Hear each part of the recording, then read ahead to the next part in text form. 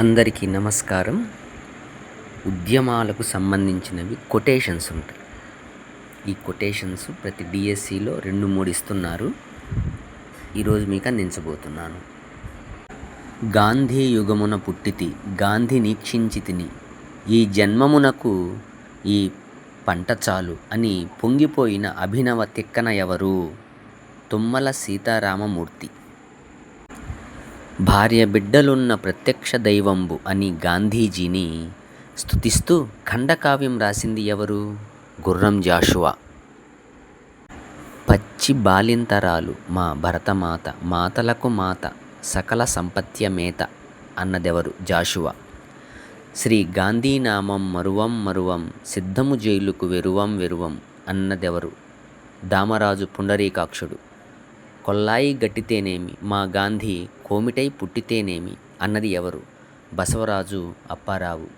దండాలు దండాలు భరతమాత అని అందుకొని దీవించు భరతమాత అన్న జాతీయోద్యమ కవి ఎవరు? వడ్డాది సీతారామాంజనేయ కవి.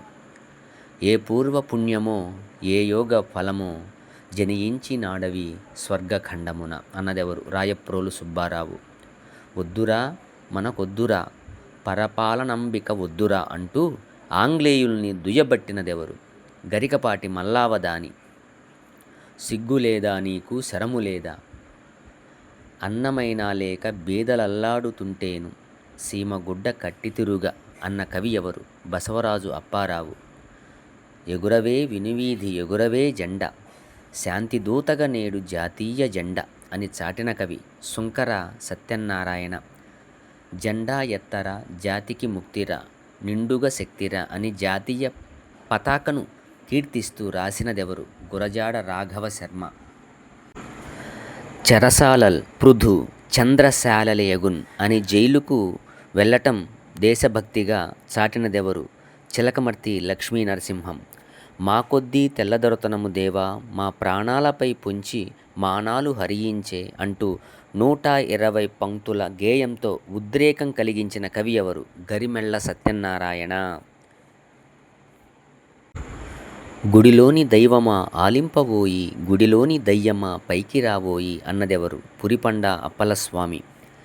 దైవతమ నీవు నీదు ప్రత్యక్షమునకు, గడియలెంచుచునుండు భక్తుడను నేను అన్న భావకవి ఎవరు? నాయని సుబ్బారావు. అన్నెమును పుణ్యమెరుగని ఎట్టి మాల మాలయే, దేవు మెడ పూలమాలగాక అన్నదెవరు?